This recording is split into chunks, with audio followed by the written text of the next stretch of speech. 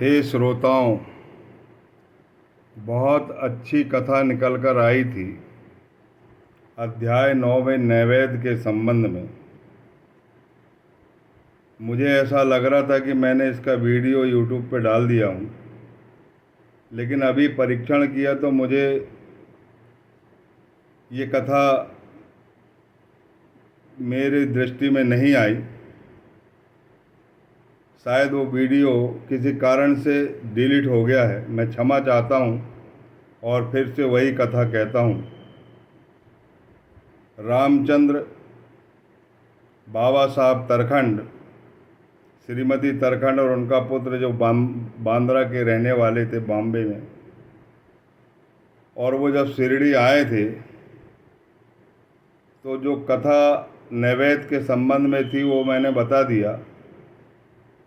लेकिन एक बहुत सुंदर कथा जो आत्मसात करने लायक है, जो अंतःकरण द्रवित करने वाली है, जो सभी जीवों में ईश्वर की अभिव्यक्ति जिसमें होती है, वह कथा है।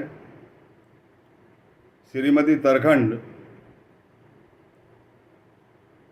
जब भोजन गृह में गई और पैसे देकर भोजन की थाली ली, और थाली लेने के बाद, ये शिरडी की बात है, थाली लेने के बाद एक कुत्ता वहाँ पर भौंक रहा था। उस कुत्ते को उन्होंने रोटी का एक टुकड़ा सब्जी में लगाकर दे दिया। कुत्ता ने बहुत प्रेम से उस रोटी को खा लिया और वहाँ से चला गया। जब शाम के वक्त द्वारका माई मस्जिद पहुंची, बाबा के चरणों की सेवा कर रही थी श्रीमती तरखंड, तो बाबा बड़े प्रेम पूर्वक अपने हृदय पर हाथ रखकर बोलते, माता आज बहुत अच्छा नैवेद्य खिलाया था, ऐसे ही करती रहो, ऐसे ही कृपा करती रहो, तुम्हारा कल्याण हो जाएगा, एक दिन तुम्हें उत्तम फल की प्राप्ति होगी।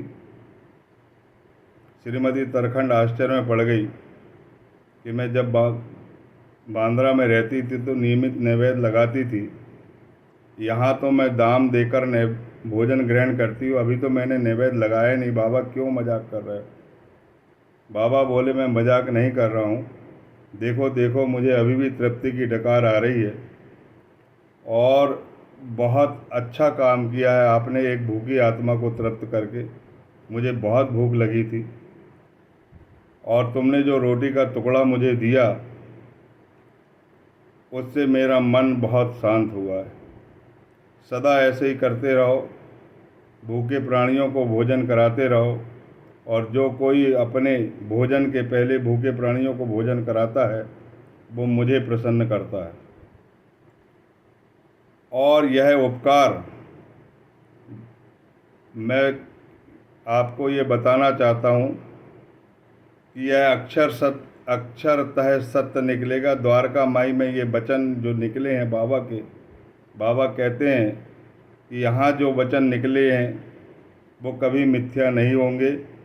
ये सबका पालन करने वाली माता है, ये द्वारका माई है जहाँ तुम बैठे हो। यहाँ मैं सत्य भाषण करूँगा, असत्य भाषण कभी नहीं करूँगा। ऐसे ही खिलाती रहो, ऐसे ही अनुग्रह करती रहो। फिर बोली तरखंड माता ने कि मैंने आज भोग नहीं लगाया। बोले, तुमने किसी कुत्ते को भोजन कराया है? बोले, भोजन नहीं कराया, एक कुत्ता भौंक रहा था तो उसे एक रोटी का टुकड़ा दे दिया, कोई वो आपको नैवेद्य नहीं लगाया था।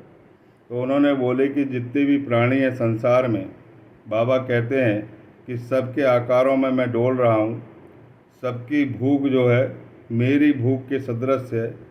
मैं और तू का भेदभाव दूर करके मेरी सर्वव्यापकता का पूजन करो, और इस पूजन से तुम्हें उत्तम फल की प्राप्ति होगी। ये मेरे वचन जो है वो अक्षरतः सत्य निकलेंगे। माता तरखंड का अंतःकरण द्रवित हो गया, आँखों से आंसू की धारा बहने लगी। इतना सुंदर उपदेश पाकर उन्होंने बाबा से माफ़ी मांगी और बाबा ने उन्हें आशीर्वाद दिया, जाओ तुम्हारा कल्याण होगा।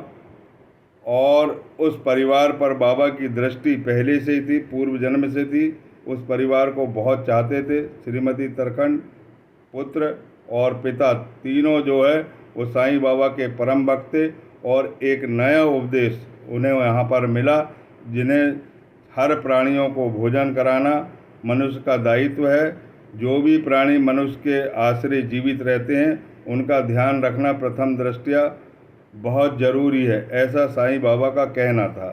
साईं बाबा का उपदेश पाकर सभी धन्य हुए और सबको बहुत प्रसन्नता मिली और श्रीमती तरखंड हमेशा हमेशा के लिए साईं चरणों की ऋणी हो गई।